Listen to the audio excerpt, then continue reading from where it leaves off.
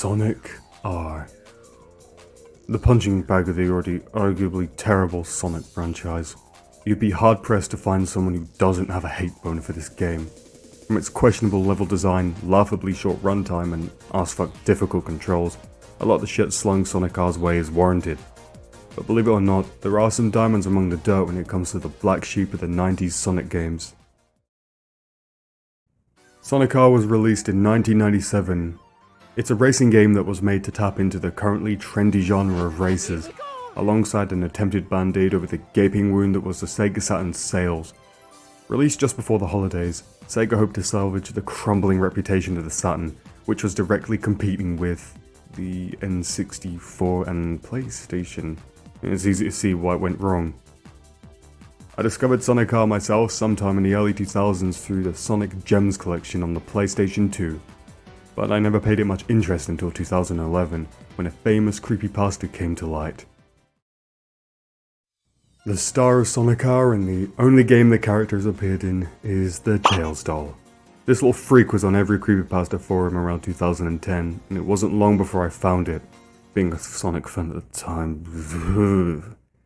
Soulless eyes and limp, lifeless animation complement its already uncanny look. This thing had a stranglehold on me back then, and was the singular reason I even considered playing the game. According to the game's very, and I mean very bare bones and loose story, the Tails doll was made by Robotnik to help capture Sonic during the Grand Prix, which was also another one of Robotnik's schemes. It's powered by this Chaos Gem on its head, which is what gives it the ability to float around and come out of your TV screen the way it does. Yeah, the passes weren't that good, but they're the reason a massive chunk of Sonic R's modern player base, me included, picked it up. There's quite a few ways to play Sonic R. You can be a purist and play it on the Saturn, which is not something I'd recommend considering it's just bad. Then there's Gems Collection, which is probably the most robust way to play, especially if you're down for a little piracy.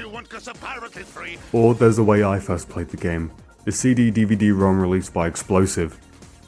Gems and CD-ROM are really the only good way to play. If you go with the Saturn, you're just paying more for a worse experience. With cruddy render distance, which to note was actually quite cleverly masked with a 12-layer method that helps geometry fade in impressively for the time. Alongside the lack of different weather options that the PC and Gems version carry, I wouldn't suggest even trying it unless you're masochistic for a poor player experience. Now, track lineups for the races at the time were quite fruitful. Mario Kart 64 had 16 unique tracks. Sonic R on the other hand had a staggering 4, with 1 unlockable. The character selection isn't bad either, with 10 to choose from. Sonic, Tails, Knuckles and Amy are all initially unlocked. The rest need to be unlocked by collecting tokens and Chaos Emeralds. The unlockable characters are, admittedly, all solid picks. Robotnik, Metal Sonic, Metal Knuckles, Super Sonic, and the already mentioned Tails doll. Oh, and Egg Robo, because why not?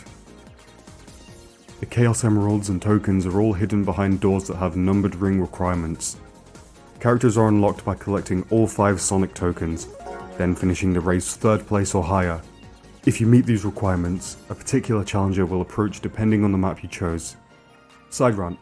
Why is Metal Knuckles unlocked on Reactive Factory instead of, Regal Ruin, the Knuckles themed map, while Egg Robo is unlocked on Regal Ruin instead of the Robotnik themed map? Even when I was younger, this pissed me off. Rant over, carrying on. Chaos Emeralds are used to actually beat the game, as you need all 7 to unlock Radiant Emerald, the singular unlockable course. Chaos Emeralds are a little harder to get, requiring you to get all 50 rings to open the doors containing them and finish 1st place. If you don't, you get this. Woohoo! What? You got no emerald. Alright, oh yeah. Some tracks require you to get 2 emeralds in one race, which is a little bit of a headache sometimes. As for the tracks themselves, they're fine. They're not amazing by any means, but not bad either. They do carry issues that clash with the wrecked control scheme though. Some maps including tight hairpin turns that you have to physically stop and spend seconds slowly turning in place to pass.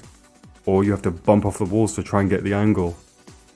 Personally, I enjoy Regal Ruin the most, despite it having the worst turning section in the entire game. It's the most thematic and has my favourite song in the OST. Right, the OST. Guess we should talk about that. The music is probably the most famous part of Sonic Macabre, bar Tails Doll. Every Sonic fan has heard at least one of these songs, performed by TJ Davis. Can you see the sun is shining on me? It makes me feel so free. Living in the city, you know you have to survive. You've got to keep the dream. So take me back in time to another world. Then you can be mine. We don't have to worry when you're by my side. The music is notably odd, not sounding like anything belonging to the Sonic franchise. This is actually because these songs were never meant to have lyrics, but some were written anyway for the song Can You Feel the Sunshine? And the team leaders liked it so much, they requested lyrics for the rest of the songs too. Living in the City, Diamond in the Sky, Back in Time, my favourite, and Work It Out, all written for the game. The OST is like Vegemite among Sonic people. Some love it, some hate it, different strokes and all that. Personally, I really like it. It has a charm that is very unique. It falls in line with the wonky reception this game got in general. Audience reception was pretty conflicting. Some of the earlier reviews praised the game's graphics, while others lambast it for its rightfully awful controls.